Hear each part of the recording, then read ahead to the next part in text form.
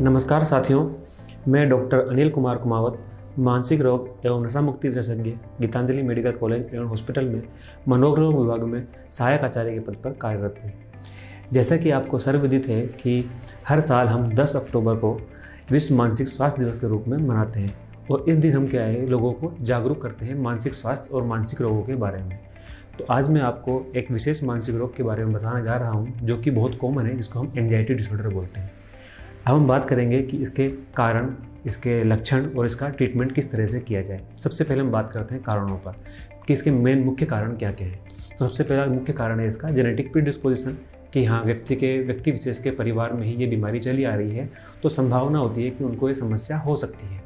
दूसरा कारण ये होता है कि हाँ व्यक्ति को कुछ विशेष प्रकार के अनुभव जो उसके पास्ट लाइफ में हुए हों, कुछ ट्रॉमेटिक इवेंट्स हुए हों या फिर उसने कुछ ऐसे अनुभव किए हों जिसकी वजह से उसको लगता है या फिर उसने कहीं से किसी घटना के बारे में सुन लिया हो कि हाँ इस तरह के लक्षण आने पर इस प्रकार की विशेष बीमारी हो जाती है, तो उसको अपने आप से कोरिलेट कर लेता है कि हाँ मुझे भी बीमारी हो सकती है या फिर हो रही है। तो इस तरह से क्या है कि उसको इस तरह ये लक्षण या फिर ये कारण उसके अंदर देखे जाते हैं। हम बात करते हैं कि लक्षण, कि इसके मेन लक्षण क्या होते हैं।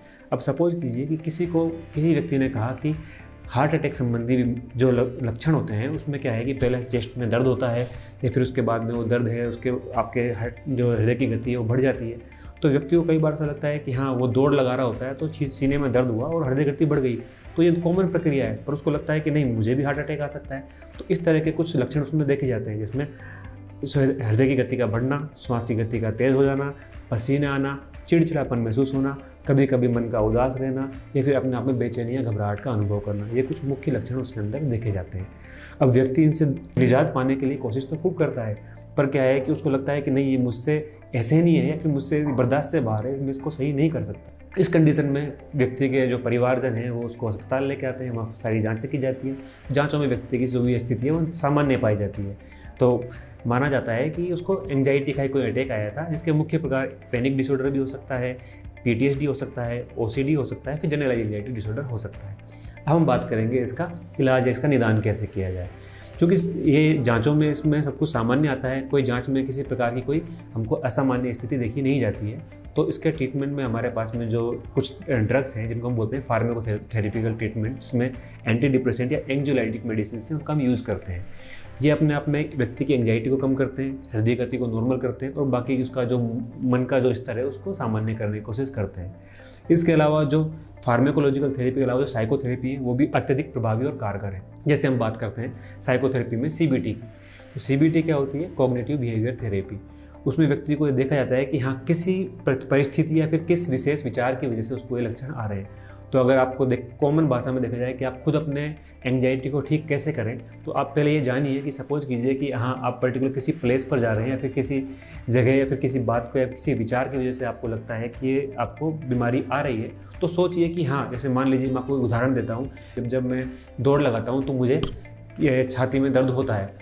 तो अब छाती में दर्द होना है तो अब मैं सोच सकता हूँ कि हार्ट अटैक भी हो सकता है और मैं ये सोच सकता हूँ कि नॉर्मल भी हो सकता है, क्योंकि दौड़ने से छाती में दर्द होना सामान्य प्रक्रिया है। अब मुझे ये साबित करने के लिए कि ये छाती का दर्द हार्ट अटैक है कि नॉर्मल है, तो इसके लिए हमको CBT का सहारा लेना पड़ता है। तो उसमें हम करते क्या है कि प्रोस एंड कॉन्स पर देखते हैं कि ऐसी क्या क्या सामान्य स्थितियाँ हैं जो मेरे हार्ट अटैक का कारण बन सकती हैं। तो हार्ट अटैक अगर देखा जाए तो हम ये मानते हैं कि ये आफ्टर द एज ऑफ 50, मतलब कि ओल्ड एज की बीमारी है, ओल्ड एज में होता है। तो अगर मेरी एज सामान्य है तो मुझे ये नहीं हो सकता। फिर देखा जाता है लिपिड प्रोफाइल, जो कि मैंने जांच कराई थी, मेरी जांचें सारी नॉर्मल आई थी, तो मेरे को तो लिपिड प्रोफाइल में भी कोई प्रॉब्लम नहीं आई थी। इसके अलावा मैं अगर ब्लड के पैरामीटर्स देखूंगा, ओबेसिटी देखना है, डायबिटीज़ देखना है, हाइपरटेंशन देखना है, मुझे इस प्रकार की कोई बीमारी नहीं है, तो मुझे अगर ये देखा जाए तो हार्ट संबंधी समस्या तो नहीं हो सकती। इसका मतलब मैंने अपने जो प्रोस्पेक्टिव थे वो अपने चेक कर लिए। अब मैं कॉन्सिक्वेंसेस के ऊपर बात करता हूँ कि अगर हाँ ऐसा क्या है कि जो मुझे हार्ट अटैक के ऊपर लेके जा सकता है। अगर मैं देखूँ तो सीडेंटरी लाइफ स्टाइल सबसे मुख्य कारण है, पर मैं तो दौड़ लगा रहा था, इसका मतलब मैं तो हेल्दी लाइफ स्टाइल यूज़ कर रहा हूँ। तो देखा जाए तो मुझे ऐसी कोई भी घटना या फिर ऐसा कोई भी मेरे साथ में वातावरण नहीं है या फिर एनवायरमेंटल फैक्टर जुड़ा हुआ नहीं है जो मुझे हार्ट अटैक लेकर आएगा। तो इस तरह से अगर आप अपने विचारों को, अपने आसपास की स्थितियों को एनालाइज करोगे तो इससे बच सकते हो।